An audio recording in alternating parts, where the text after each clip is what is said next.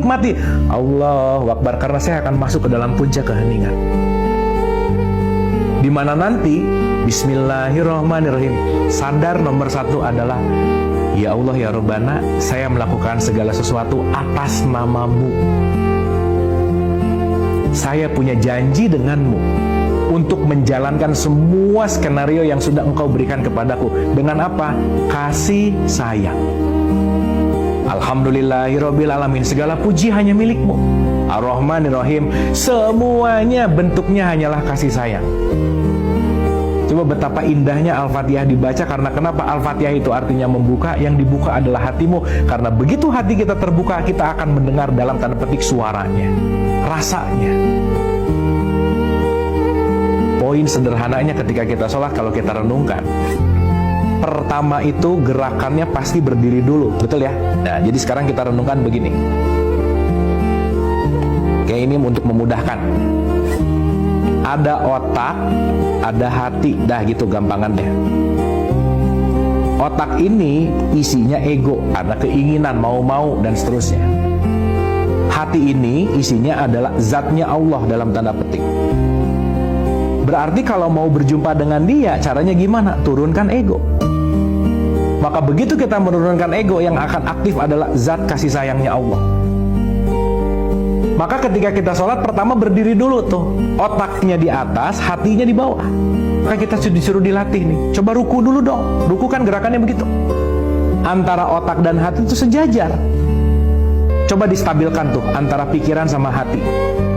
Jangan membiarkan otakmu ini keinginan-keinginan ego yang mendominasi. Setidaknya sejajarkan dulu dengan hati nurani. Karena kenapa?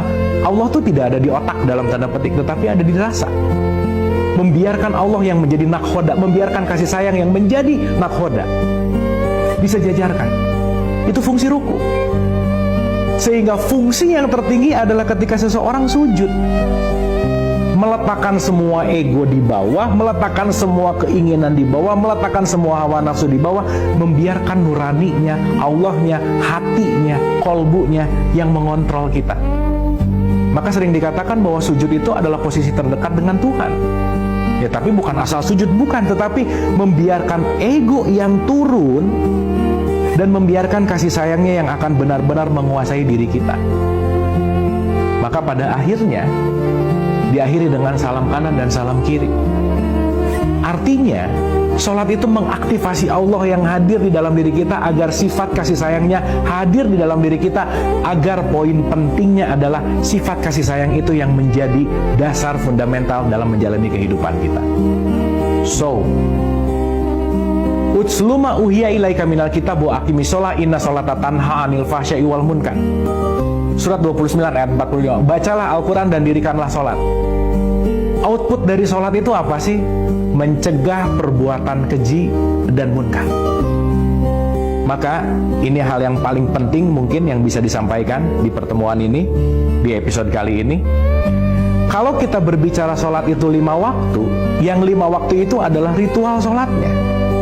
Dari mulai subuh, mungkin ini kalau ini jam, ini zuhur di sini, asar di sini, maghrib di sini, isya di sini.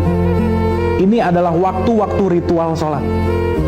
Tetapi jangan lupa, intisari sholat bukan di ritualnya, tetapi perilaku kita setelah ritual. Di antara ritual-ritual inilah bagaimana sifat anil fahsya'i wal munkar, sifat di mana mencegah perbuatan keji dan munkar itu dilakukan.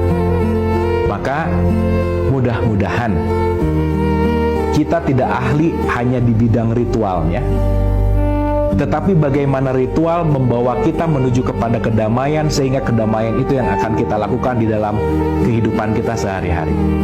Maka mohon maaf harus saya sampaikan, rajin sholat 5 waktu itu belum prestasi di hadapan Allah. Tapi prestasimu adalah ketika selesai sholat, kamu semakin dermawan, semakin memaafkan orang, semakin berbuat kebaikan, dan semakin bermanfaat. Oleh karena itu, mari kita sholat bukan hanya ritual, di mana itu sangat penting sekali ritual.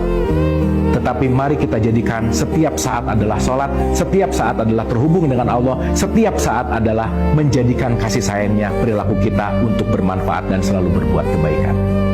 selamat sholat. Terima kasih, mohon maaf lahir dan batin. Wabillahi taufiq wal hidayah. Assalamualaikum warahmatullahi wabarakatuh.